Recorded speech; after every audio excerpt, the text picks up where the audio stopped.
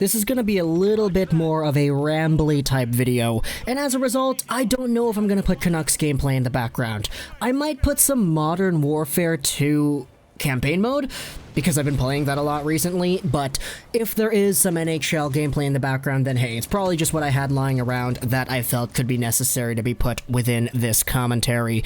But I wanted to talk about enjoying the now. Because when everybody talks about the Vancouver Canucks, people talk about how, oh, they're a young team. The best days are ahead of them.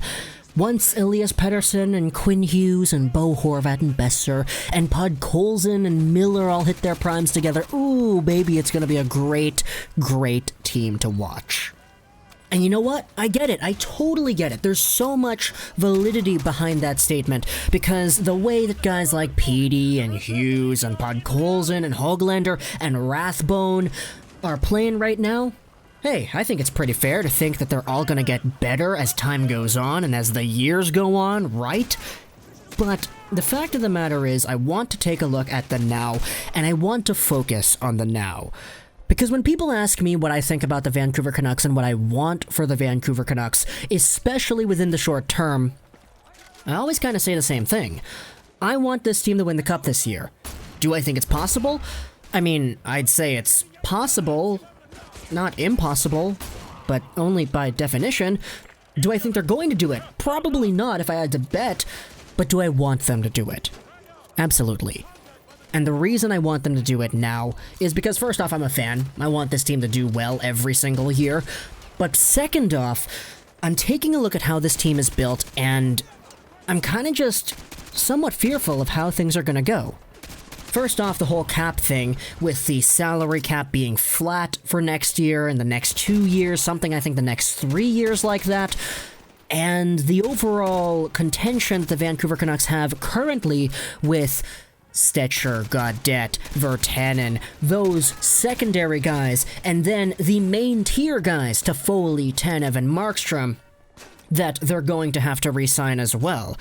There's a lot of concern with how this Vancouver Canucks team is built cap-wise, because there are so many players that this team is going to need to re-sign soon. And with a flat cap and the Vancouver Canucks having a projected $30,000 in cap space right now, and for next season, a $17 million cap space allowance, in my opinion, there are some uncertainties. And a lot of this has to do not even just with the short term, like next season. I'm talking about the short term within the period of time we're going to have this flat cap. Quinn Hughes and Elias Pettersson, these guys' contracts are going to expire a year from now at the end of the 2021 season. And once 2021 is up, we're still going to have Loui for one more year, God forbid. We're still going to have Beagle, and we're still going to have Roussel on the payroll, not to mention Tyler Myers with his $6 million. And the likelihood of the Vancouver Canucks being able to trade some of these pieces, it got significantly smaller once the flat cap was introduced. Because if you think that teams are going to be really pushing hard to save those pennies and to hold on to what limited cap space they had before, well, that just got amplified tenfold now because there's no potential of the salary cap going up. And so when it comes to the time when Quinn Hughes and Petey are going to need contracts, that's when the team, in my opinion, kind of faces a little bit of dilemma. Because Edler's contract also expires at that time, Tanner Pearson's contract is going to be up then too, so is Brandon Sutter's, not to mention Thatcher Demko, if he's even going to still be here after the expansion draft.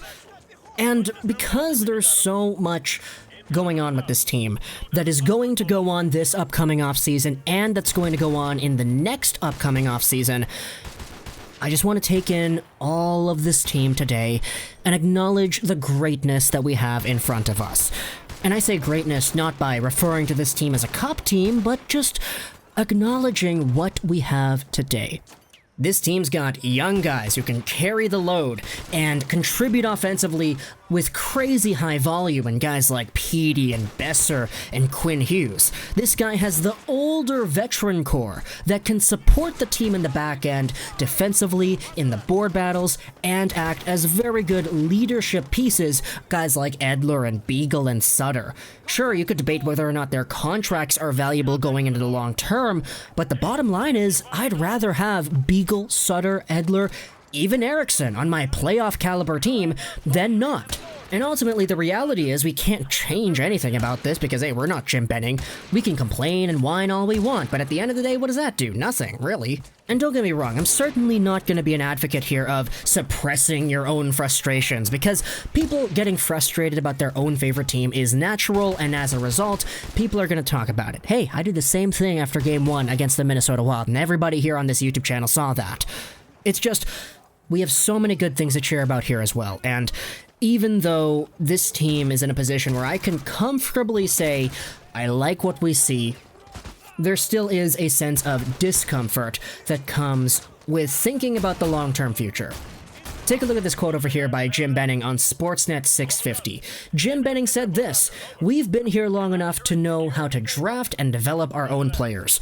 We've got good players in the system that can step up. Sometimes it takes 3 to 5 years to develop players, and now they're ready. We're not going to be looking at free agency anymore." And as somebody who has seen how free agency has potentially impacted the long-term stability of this team's economic core, I love that. I really love that. I'd rather see O'Leary and Rathbone and all these guys we've brought up in our system get the minutes on the left side rather than going over and signing another Jordy Ben or another Fantenberg. No disrespect to those guys, but having players like that signed to multi-year deals can heavily depict how your team goes about signing other players in the future, especially in a flat cap world. I'd rather see Podkolzin go out there and try to provide that gritty, two-way, board battle defensive style game rather than signing another Antoine Roussel or Jay Beagle. Plain and simple. But because the damage has already been done, and this team is already in a spot where we have uncertainties as to what's going to happen in the next upcoming offseason, let alone the offseason after that, when Hughes and Pettersson could potentially get 8-year deals at an average annual value of a minimum of $8 million plus, I'd rather just not think about that. I'd rather just sit back and do my own due diligence as a fan, look at this team in the now, and acknowledge, enjoy, and salivate over what we have against the St. Louis Blues. Now, is there a potential shot that the Canucks lose every game against St. Louis and they blow the series and they lose 4-2? Absolutely there is. I'm not going to say that the Canucks are perfect or that they're going for a run or that I believe this is the cup contending team that we were in 2011. I'm not saying any of that. I'm just saying that when this team plays well, it's nice to just take a look back and say, I don't know if we're going to have this for a long time, so let's just enjoy it while it lasts. And hey, maybe I'm not giving Jim Benning enough credit with this comment that he said over here on 650. Maybe if they really want to go forward with the prospects, they end up shipping other guys out who aren't prospects and who do cost money, and they end up using the entry-level deal to their advantage. There's no doubt in my mind that a lot of the Vancouver Canucks prospects and prospects in the NHL today in general are more ready for the league now than they've ever been before. There are so many 18, 19, 20, 21-year-old guys who are so capable of playing in the NHL across all of the NHL prospect pools, not just the Vancouver Canucks. And I love how this league is getting younger, more youthful, and it's becoming more of a skill show. And the bottom line is, when you have a team that can be made up of players that are on entry-level deals, it gives tremendous value because you're not spending 2 years by $2 million each to get that bottom 6 grinder that you're looking for because, hey, you just drafted a guy 2 years ago who can fill that role in today. So the perspective of going forward with younger guys definitely does make me happy to see. But there still is some uncertainties in my heart with how this team is going to go forward, especially in the long-term future. Heck, even with the short-term future, a guy like Tyler Toffoli, the Vancouver Canucks have literally won, 3, 4, 5 games straight without Tyler Toffoli in the lineup? This team doesn't need him to win. And I'm sorry, Tyler Toffoli, I loved you as a Vancouver Canuck in the regular season, but the team's been winning without you. It's just once he comes back into the lineup, he needs to prove that this team is better with him.